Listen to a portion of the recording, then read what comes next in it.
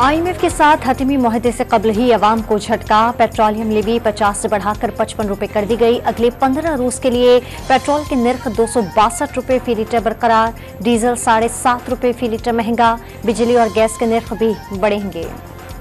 माली साल 2023-24 का आगाज। नए बजट पर अमल दरामद शुरू हो गया। अवाम पर 438 अरब रुपए के नए टैक्स आए। तो माहाना 2 लाख रुपए से जायद की तनख्वाह पर टैक्स में 2.5% इजाफा। प्रॉपर्टी की खरीदो फरोख्त पर टैक्स 1 से बढ़ाकर 2% कर दिया गया।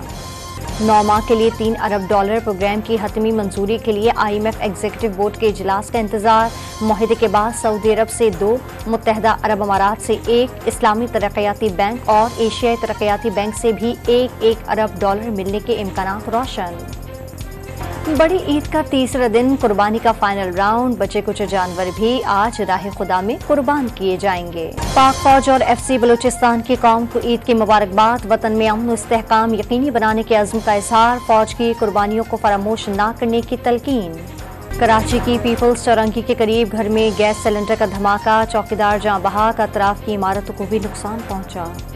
अफ्रीकी मुल्क कीनिया में ट्रैफिक हादसे में 48 अफराद जान से गए, 30 जख्मी। हलाकतों में इजाफे का खदशा। कीनियन हुकूमत का 1 रोजा सोग का ऐलान। और मुल्क के बेशतर इलाकों में आज मौसम गर्म और मरतूब रहने का इम्कान। महकमा मौसमियात ने बालाई इलाकों, आज़ाद कश्मीर और बलूचिस्तान के चंद शहरों में हल्की बारिश की पेशगोई कर दी।